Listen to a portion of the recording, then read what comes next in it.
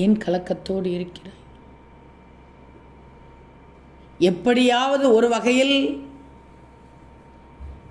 உன்னுடைய உறவுகள்னாலும் சரி, உன்னை சுற்றி உள்ளவர்கள் என்றாலும் சரி, உன் நட்புகள் என்றாலும் சரி, உன் மனதை காயப்படுத்தி கொண்டுதான் இருப்பார்கள். ஒரு காரியத்தை செய்ய இந்த மொத்த உலகமும் முடியாது என்று சொல்லும்போது, நம்மால் முடியும் என உன் ஆழ் மனதில் ஒலிக்கும் குரலே உன் தன்னம்பிக்கை. தெரிஞ்சிக்கோ, அதை நீ ஒருபோதும் நிராகரிக்காதே. எந்த நேரமும் ஒலிக்க விட்டு கொண்டே இரு, நம்மால் முடியும், நம்மால் முடியும் என்று. அப்பத்தான் உன் தன்னம்பிக்கை உன்னிடத்தில் இருக்கிறது என்று உனக்கு புரியும். இப்படி இருந்தால் நிச்சயமாக அனைத்திலும் உனக்கு வெற்றிதான். கவலைப்படாதே, தர்மம் உன்னை கைவிடாது. ஏன் தெரியுமா? அடுத்தவருக்கு கொடுத்து நீ ஏழையாகலாம், அது தப்பில்லை. அதுவே அடுத்தவருடையதை பிடுங்கி நீ பணக்காரணமாகாதே. ஏன்னா நீ கொடுத்த தர்மம் உன்னை ஒருபோதும் கைவிடாது. அதேபோல் நீ எடுத்த பாவம் உன்னை சும்மாவும் விடாது.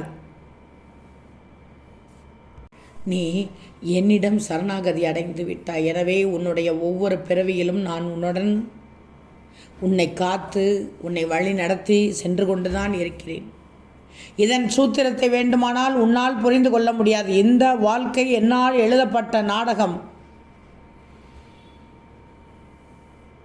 என்னுடைய நாடகத்தில் நடிக்கத்தான் நீ இந்த பிறவி எடுத்துள்ளாய். உன்னுடைய கர்மாவின்படி இந்த பிறவியில் இன்பம் துன்பம் இரண்டும் கலந்துதான் வரும்.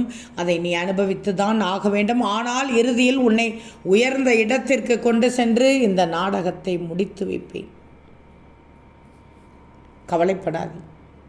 உனக்கு நல்லது எது கெட்டது எது என அனைத்தையும் போதித்து நீ செல்ல வேண்டிய வழியை உனக்கு காட்டுவேன். உன் எதிர்காலத்தை பற்றிய கவலையை இனி விட்டுவிடு. என் பார்வை எப்போதும் உன்மேல் இருந்து கொண்டேதான் இருக்கும். அதை பற்றியெல்லாம் கவலைப்படாது.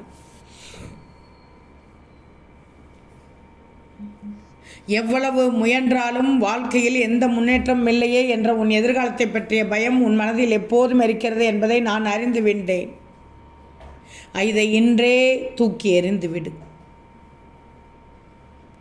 நம்பிக்கையோடு உன் வேலையை மட்டும் செய். உன்னோடு நான் இருக்கிறேன்.